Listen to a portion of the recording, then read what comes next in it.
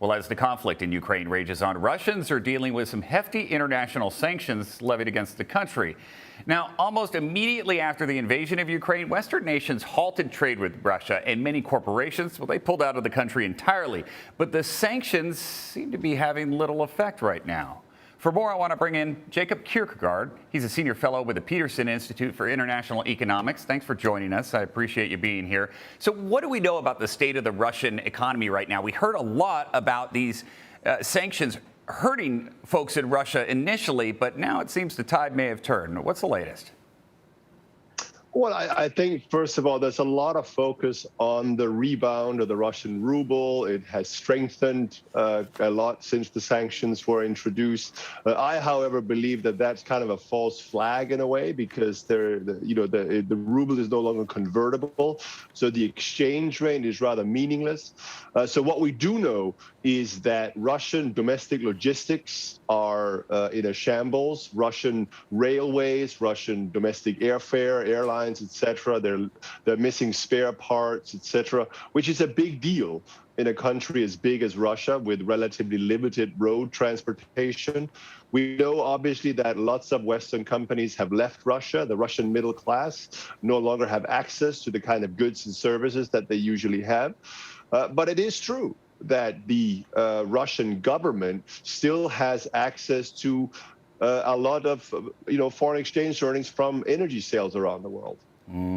Okay, and that was leading to my next question here. I mean, if Russia's doing okay right now, how is it able to survive financially despite these sanctions? It must be the oil. Well, it's a combination of, record high oil prices and the fact that they can still sell. I mean, they still sell a lot of gas also to Europe. We have to remember that. They sell a lot of oil on global markets. But Russia also did have, going into this war, even if some of their foreign exchange reserves were frozen or have been frozen, they still had quite a bit of a reserve fund that they have been using. So in that sense, they were, I wouldn't call it well prepared given the scale of the sanctions, but they certainly have shown some resilience.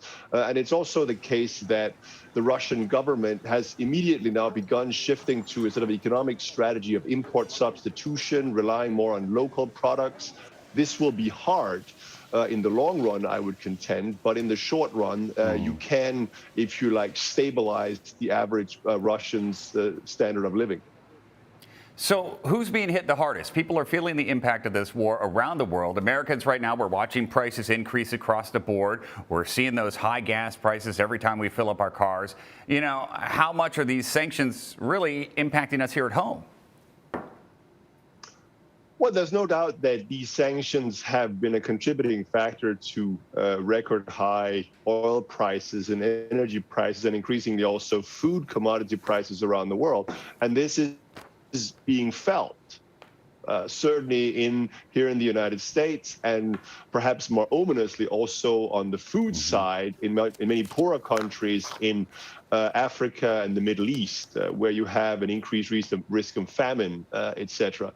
But I would still contend that by far the people that have been hurt the most by these sanctions are average Russians.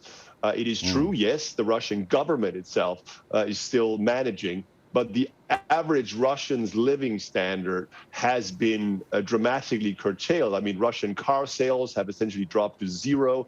They can no longer travel virtually anywhere, certainly not in the West. Yes, we're feeling it here in the United States, but compared to those directly impacted, it's quite frankly not at the same extent. Right. So the country of Russia still has money. The citizens of Russia are having a hard time right now. Jacob Kierkegaard, thank you for joining us today.